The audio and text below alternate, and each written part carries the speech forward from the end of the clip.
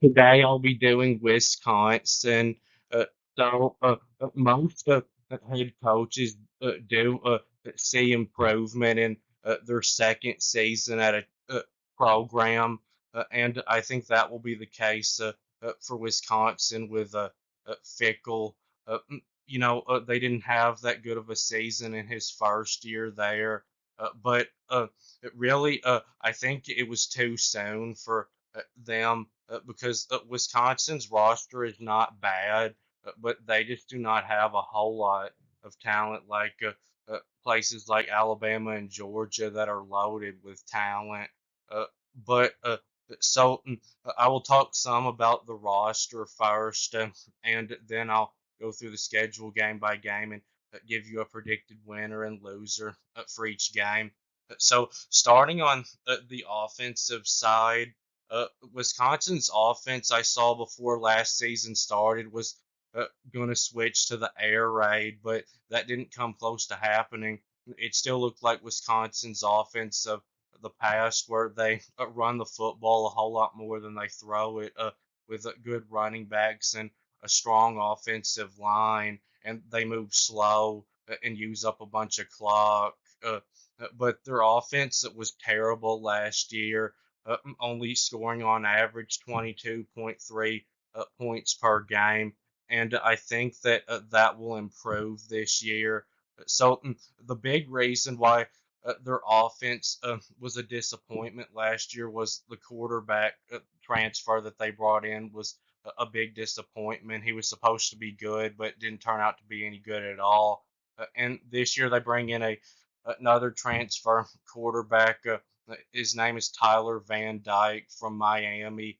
He's a fourth year starter, and he started a total of 28 games in college. And he's really been three different quarterbacks in his college career at Miami. At times, he's looked great, like one of the best quarterbacks in the country. And then at times, he's looked pretty average. And then at times, he's also looked like a bad quarterback. And if you don't believe me, you can look at his numbers in games. He even got benched last season for a little while because he was playing badly. And Wisconsin's season, I think, is going to depend a lot on how he is as their quarterback. If he's great like he's been before at Miami, Wisconsin could have a really good season. And if he struggles, Wisconsin, I think, is going to struggle again. And if he's average, I think they could still improve. I think he'll be solid for them at quarterback, but I'm kind of doubtful that he's going to be great.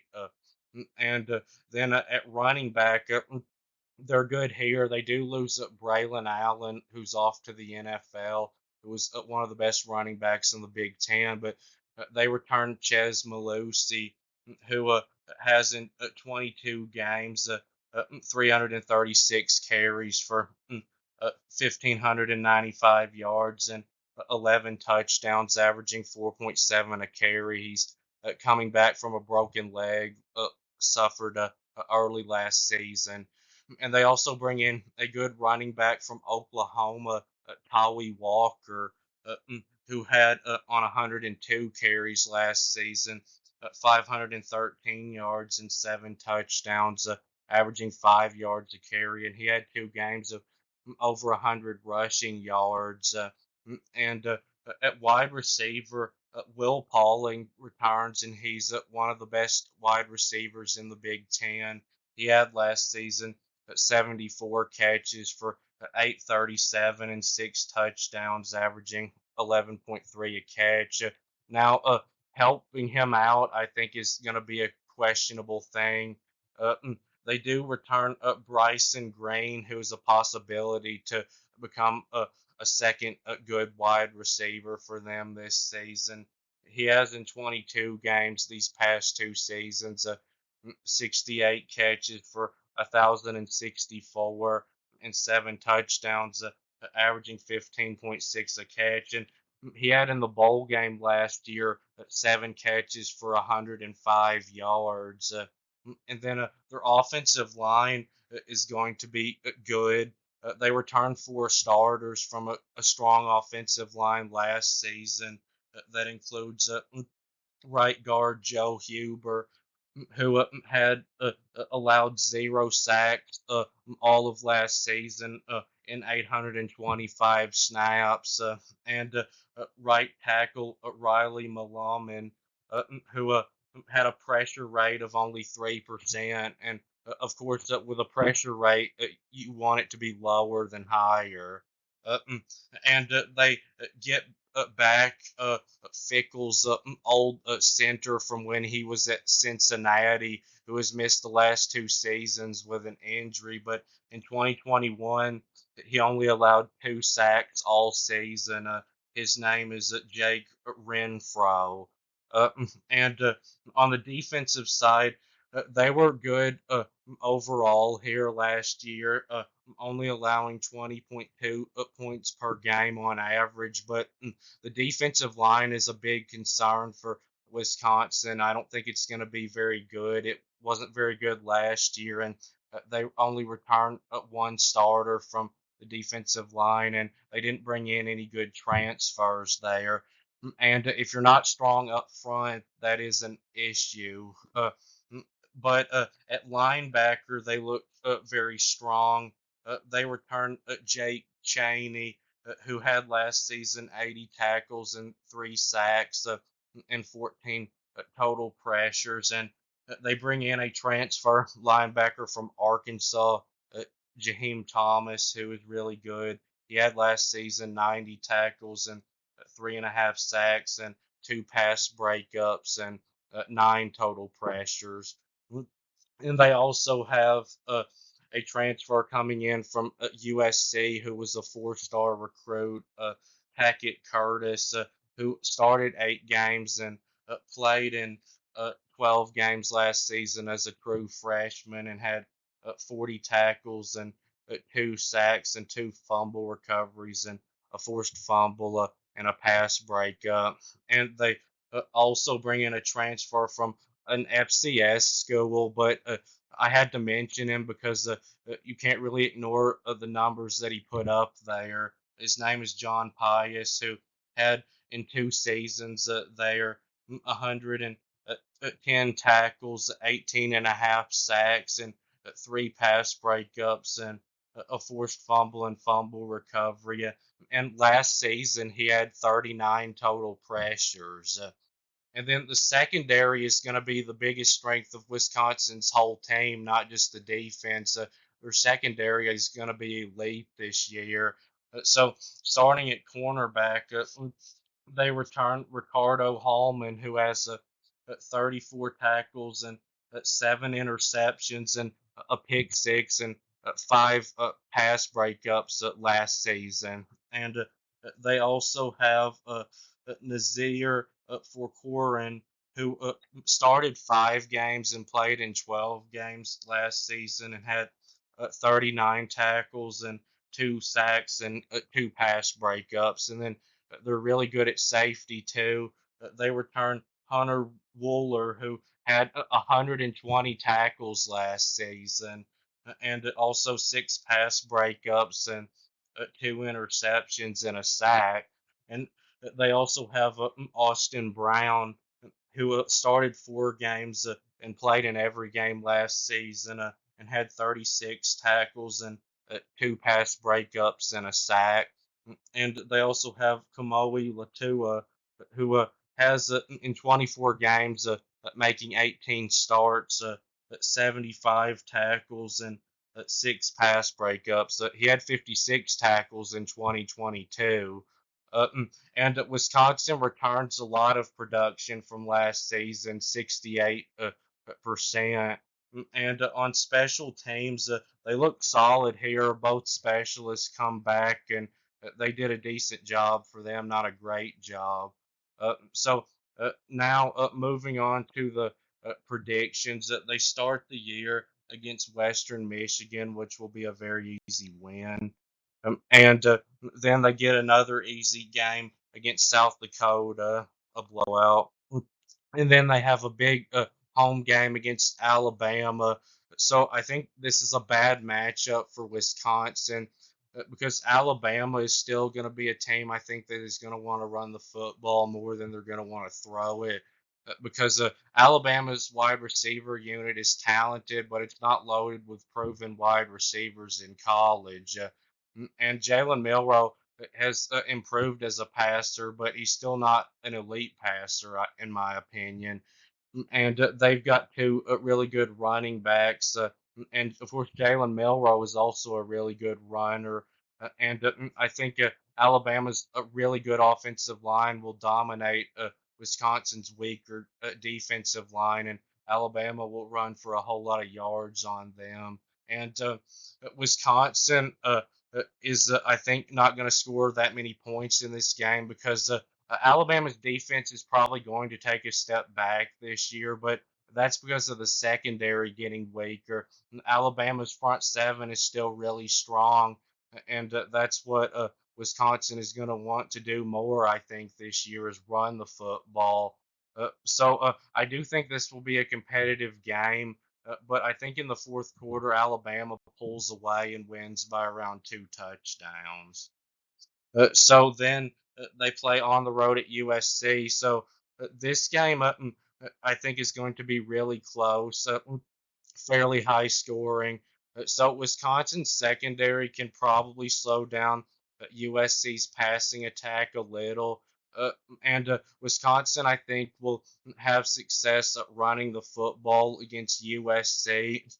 But I know Lincoln Riley is known for having Heisman level quarterbacks, but his offenses can also beat you on the ground too. And I think that's what they'll do to Wisconsin. They'll run the football a whole lot on them successfully. And USC's passing attack is not the type that is just going to be shut down completely. They're still going to make some big plays throwing the ball, even against elite defensive backs. And I don't think Wisconsin has quite enough in the passing game to keep up with USC. So I think USC wins by about a touchdown. Mm. And then they play Purdue, and Purdue, even if Wisconsin is not playing at their ceiling in this game, I don't think is capable of winning this game. They're horrible, and Wisconsin should beat them by like 3 touchdowns.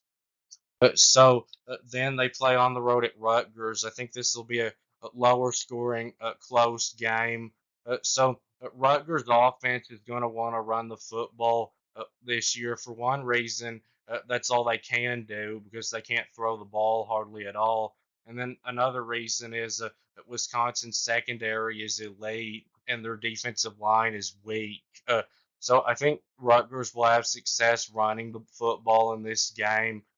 But Rutgers defense, I know was pretty good last year, but I don't think it's going to be quite as good this year. They do lose some really good players on that side of the ball. And Wisconsin's offense, I do think, is just a little bit more balanced than Rutgers is. I think they'll make a little bit of plays throwing the football in this game enough to get the win.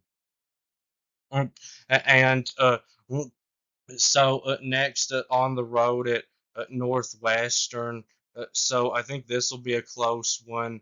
Uh, but Wisconsin, I think, has a better offense than Northwestern. Northwestern is very questionable at the quarterback position, and I think Wisconsin is a better rushing team, and they've got the better offensive line. Uh, and Northwestern's defense does return a lot of players, and I think they're stronger on the defensive line.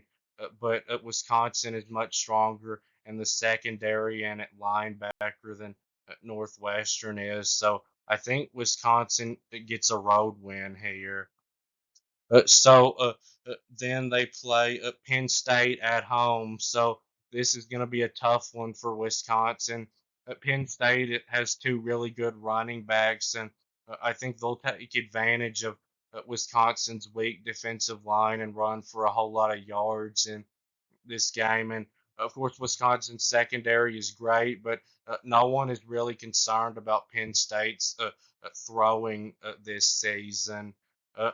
And Wisconsin, though, I think will be able to run some too in this game because I think their offensive line matches up well with Penn State's defensive line. Just they won't quite be able to run as much as Penn State will, but Wisconsin's secondary is even better, I think, than Penn State's is. And I think that Wisconsin will be able to make a few more big plays throwing the football in this game than Penn State because, Penn State is stuck with Disaster Aller at quarterback. And I do think that Penn State is the better team. And if this was at Penn State, I would take them. But at home, I think Wisconsin pulls the upset. So then they play on the road at Iowa. So this will be a defensive battle because it's Iowa, a really good defense and a non-existent offense. So last year Iowa beat Wisconsin because they just shut down Wisconsin's offense. Because Wisconsin's offense was awful too. So Iowa didn't even have to score much. But Wisconsin's offense, I think, has the ability to be much better than Iowa's this year. And Iowa has a big advantage over Wisconsin on the defensive line, but everywhere else, the linebackers and the defensive backs, I think Wisconsin matches up well with Iowa on the defensive side. And Wisconsin has the better of everything offensively than Iowa. Offensive line, quarterback, running back, and wide receiver. And don't think that Iowa is just going to be able to run the football in this game because I know Iowa's passing game was horrible last year, like non-existent, but they also ranked in the 100s in rushing yards too last season. So I think that Wisconsin's offense will make a big play to win this game. So then they play Oregon at home. So this is like with Alabama game, a bad matchup for Wisconsin because Oregon, I know it could be slowed down throwing the ball by Wisconsin's elite secondary, but Dylan Gabriel and those wide receivers like Tez Johnson aren't going to be able to be just shut down completely by Wisconsin secondary. They're still going to make quite a few plays throwing the football. And Wisconsin, I think its offensive line does match up pretty well with Oregon's defensive line, to where Wisconsin will be able to run some in this game.